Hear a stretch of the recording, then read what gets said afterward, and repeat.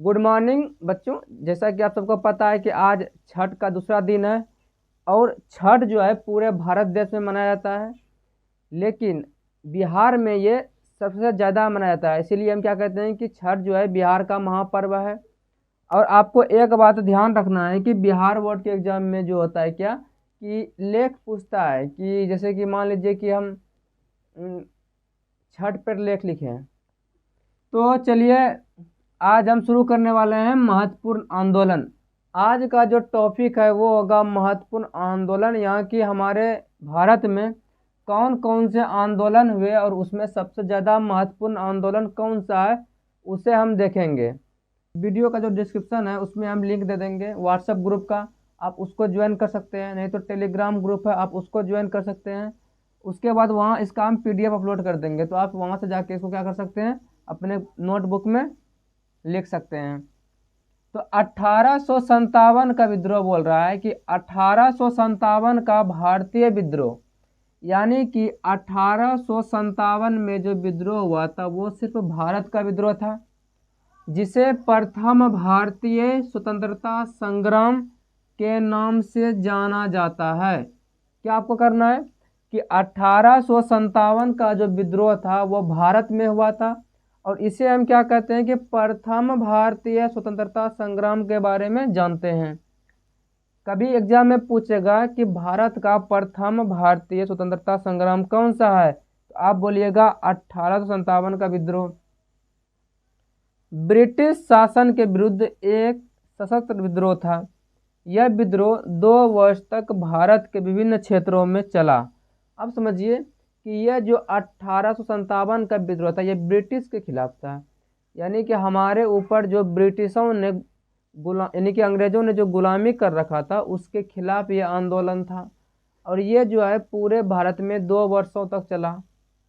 यह आंदोलन जो है क्या है, भारत के विभिन्न क्षेत्रों में 2 वर्ष तक चला। इस विद्रोह का आरंभ छावनी क्षेत्र, यानी कि ये जो विद्रोह है 1857 का, इसका जो आरंभ हुआ था वो हुआ था छावनी के क्षेत्रों में। छावनी के क्षेत्रों का मतलब ये होता है कि जहाँ पे सैनिक सब रहते हैं। जैसे कि देखिए आपके गांव में या शहर में जो जिस एरिया में बहुत ज़्यादा सैनिक रहते हैं, यानी कि वहीं वह खाना पीना खाते हैं, वहीं रहते हैं, उस एरिया को क्या कहते हैं, सैनिक छावनी कहते हैं। सैनिक क्षेत्र को हम छावनी कहते हैं। और वहाँ पे जो नियम और कानून चलता है वो इंडिया का नहीं चलता है, वो क्या चलता है, वो चलता है मार्शल लॉ, यानी कि सेना का कानून। जिस क्षेत्र में सेना रहते हैं उसे हम छावनी कहते हैं। और वहाँ पे जो है ये बिहार पुलिस का कानून नहीं चलता है, वहाँ चलता है मार्शल लॉ, सेना का कानून। तो क्या बोलता है कि इसका जो स्टार्टिंग हुआ था 1857 विद्रोह का, इसे छोटी छोटी झड़पों और आगाजनी से हुआ था। यानी कि सबसे पहले इसका आरंभ छावनी में हुआ था और छोटी छोटी झड़प, यानी कि हल्का फुल्का बात होते होते ये बड़ा हो गया था और आगे चलकर इसने एक बड़ा रूप ले लिया। यानी कि छोटे छोटे झड़प होते होते आगे चलकर ये क्या हुआ, बहुत बड़ा रूप ले लिया। देखिए यहाँ पे लिया 29 मार्च 1857 को, बात समझिए कि 29 मार्च 1857 को बैरकपुर, ये कहाँ पे है, बैरकपुर पश्चिम बंगाल में है। 29 मार्च 1857 को बैरकपुर जो कि पश्चिम बंगाल में है, सैनिकों ने चर्बी वाले कारतूस का इस्तेमाल करने से मना कर दिया। अब देखिए क्या होता है कि पहले के समय में क्या था कि बंदूक जो था ना, तो बंदूक में कारतूस डाला जाता था, कारतूस। और कारतूस जो था कि चर्बी से बना हुआ रहता था, जैसे कि गाय का चर्बी और सुअर का चर्बी। उसे क्या करना पड़ता था, दांत से उसको उतार के फिर उसमें लगाना पड़ता था बंदूक में। तो हुआ क्या कि जैसे देखिए कि हिंदू लोग जो है, हिंदू धर्म के जो लोग हैं वो मानते हैं कि हमें गाय को नहीं खाना चाहिए क्योंकि हम गाय को माता मानते हैं।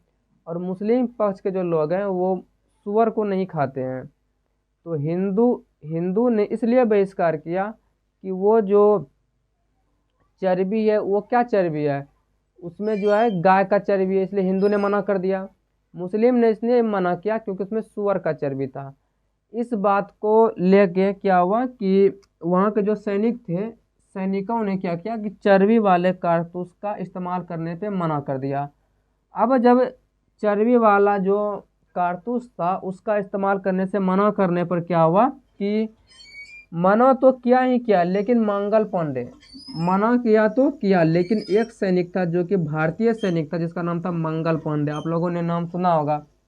मंगल पांडे ने अपनी सार्जेंट पर हमला कर दिया, यानी कि जो सेना का कमांडर रहता है उस पर हमला कर दिया, उसकी हत्या कर दी। क्या हुआ कि उसने क्या की हत्या कर दी, किसका, सार्जेंट की। 8 अप्रैल 1857 को मंगल पांडे को फांसी दे दी गई।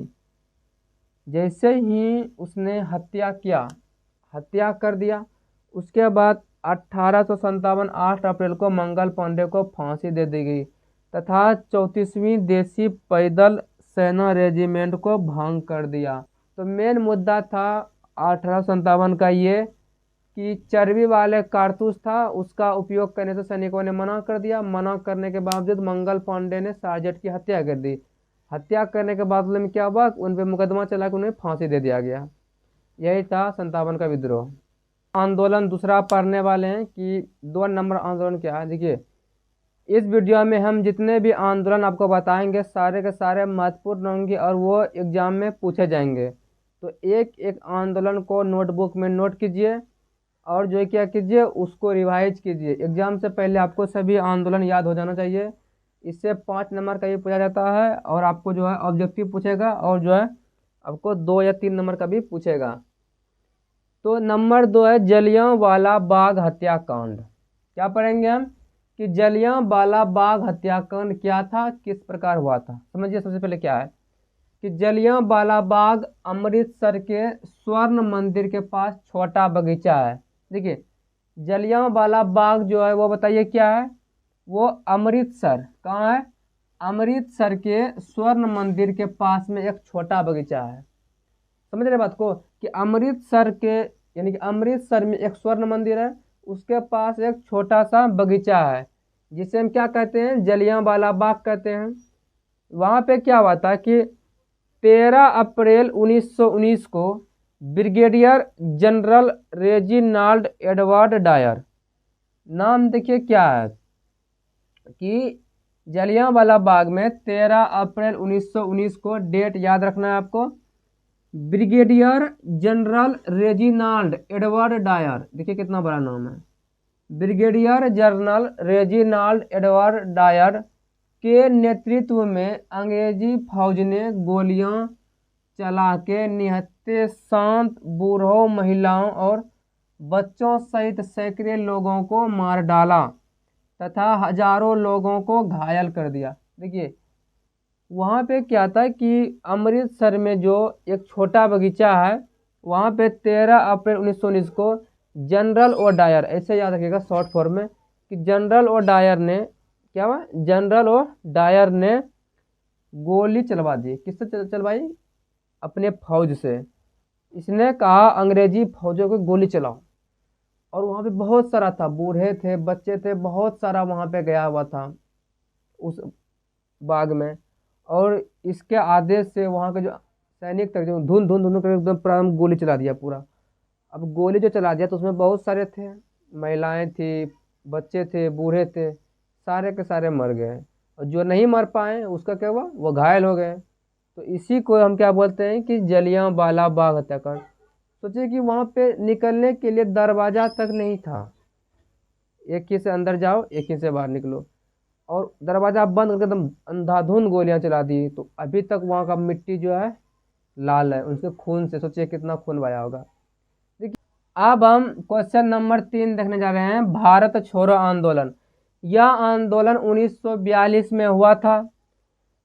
सन 1942 में गांधी जी के नेतृत्व में शुरू हुआ यह आंदोलन बहुत ही सोची समझी रणनीति का हिस्सा था। यानी कि भारत छोड़ो आंदोलन को बहुत पहले से ही सोच के रखा गया था कि इसे हम क्या करें, इसे हम शुरू करेंगे। और इसमें जो है ये जो आंदोलन हुआ वो गांधी जी के नेतृत्व में शुरू हुआ। सबसे पहले भारत छोड़ो आंदोलन 1942 को हुआ। नंबर 2 गांधी जी के नेतृत्व में हुआ। नंबर 3 ये सोची समझी रणनीति का एक हिस्सा था। इसमें क्या हुआ कि इसमें पूरा देश शामिल हुआ, यानी कि ये जो आंदोलन हुआ भारत छोड़ो आंदोलन, इसमें पूरा देश शामिल हुआ। जब 9 अगस्त 1942 को महात्मा गांधी के आह्वान पर समूचे देश में एक साथ शुरू हुए भारतीय संग्राम में निर्णायक भूमिका निभाने वाले भारत छोड़ो आंदोलन, देखिए 9 अगस्त 1942 को महात्मा गांधी ने पूरे देश में आह्वान किया कि आप लोग जो है क्या कीजिए, भारत छोड़ो आंदोलन में भाग लीजिए। और समूचे देश ने भारत में भाग लिया और पूरे देश में क्या हुआ, भारत छोड़ो आंदोलन 1942 में शुरू हुआ और इसने एक निर्णायक भूमिका निभाया भारतीय संग्राम में। इसने क्या किया, एक निर्णायक भूमिका निभाया। किसने, भारत छोड़ो आंदोलन ने। और इसने अंग्रेजी हुकूमत के नींव हिलाने का कार्य किया। अगर आप लोगों को वीडियो समझ में आ रहा है तो लाइक कीजिए और अपने दोस्तों को शेयर कीजिए ताकि वो लोग भी इस वीडियो का लाभ उठा सकें। चौथा आंदोलन में क्या है कि पूर्ण स्वराज की मांग, कि पूर्ण स्वराज की मांग 1929 के कांग्रेस अधिवेशन में की गई थी। अब एक बात समझिएगा कि उस समय कांग्रेस की सरकार थी और उस समय एक अधिवेशन हुआ था लाहौर में। कहाँ हुआ था, लाहौर में। पूर्ण स्वराज की मांग जो थी 31 दिसंबर 1929 को कांग्रेस के लाहौर अधिवेशन में किया गया था। अब कांग्रेस के जो लाहौर अधिवेशन हुआ था उसमें बताइए अध्यक्ष, बताइए कौन था, अध्यक्ष था जवाहरलाल नेहरू। जवाहरलाल नेहरू जी की अध्यक्षता में प्रस्ताव पारित किया गया था पूर्ण स्वराज की मांग का और भारत के लिए पूर्ण स्वराज की मांग की गई थी कि भारत में पूर्ण स्वराज चाहिए। और नेहरू ने इसी में कहा था, इसी अधिवेशन में, कि हमारा लक्ष्य सिर्फ स्वाधीनता प्राप्त करना है। तो नेहरू ने कब कहा था कि हमारा लक्ष्य सिर्फ स्वाधीनता प्राप्त करना है? तो पूर्ण स्वराज की मांग के तहत 31 दिसंबर 1929 के कांग्रेस के लाहौर अधिवेशन में। समझ में आ रहा है तो लाइक कीजिए। पांचवा आंदोलन हम पढ़ेंगे चिपको आंदोलन। यह आंदोलन तत्कालिक उत्तर प्रदेश के चमोली जिले में सन 1970 में प्रारंभ हुआ। यानी कि अभी के जो उत्तर प्रदेश के जो, बस समझिए कि अभी जो उत्तर प्रदेश राज्य है उसमें एक जिला है जिसका नाम क्या है, चमोली। वहाँ पे क्या हुआ था कि 1970 में आंदोलन था, चिपको आंदोलन वह चालू हुआ था और एक दशक के अंदर यह पूरे उत्तराखंड क्षेत्र में फैल गया। यानी कि चिपको आंदोलन जो कि 1970 में चालू हुआ था वो एक दशक के अंदर में पूरा उत्तराखंड में फैल गया। चिपको आंदोलन की एक मुख्य बात यह थी कि इसमें स्त्रियों ने भारी संख्या में भाग लिया था। चिपको आंदोलन की सबसे मेन बात यही थी कि इसमें क्या था कि बहुत सारी महिलाओं ने भाग लिया था। बात क्या था कि बहुत जो पेड़ के जो बगीचे थे, जंगल थे, उसमें एक ठेकेदार के द्वारा उन्हें काटने का कार्य किया जा रहा था। लेकिन कुछ नेताओं के कहने पर वहाँ की स्त्रियों ने क्या किया कि जैसे देखिए यहाँ पे पेड़ है, इसे पेड़ से लिपट गया। वहाँ की स्त्री पेड़ पर से लिपट गई थी, जिसे हम क्या कहते हैं, जिसे हम चिपको आंदोलन कहते हैं। चिपको आंदोलन हम इसलिए कहते थे कि वहाँ की जो स्त्री थी वो पेड़ से चिपक गए थे, इसी कारण इस आंदोलन का नाम क्या पड़ा, चिपको आंदोलन नाम पड़ा। तो क्या था कि चिपको आंदोलन की एक मुख्य बात थी कि इसमें स्त्री ने भारी संख्या में भाग लिया था। इस आंदोलन की जो शुरुआत है वो 1970 में, कहाँ में, 1970 में भारत के प्रसिद्ध पर्यावरणविद, यानी कि भारत में जो बहुत बड़े प्रसिद्ध थे, कौन थे प्रसिद्ध, पर्यावरणविद, जैसे कि कुछ नेता आ गए, जैसे कि सुंदरलाल बहुगुणा, एक हो गए सुंदरलाल बहुगुणा, कॉमरेड गोविंद सिंह रावत, दो हो गए। नंबर 1 सुंदरलाल बहुगुणा, नंबर 2 क्या है, कॉमरेड गोविंद सिंह रावत।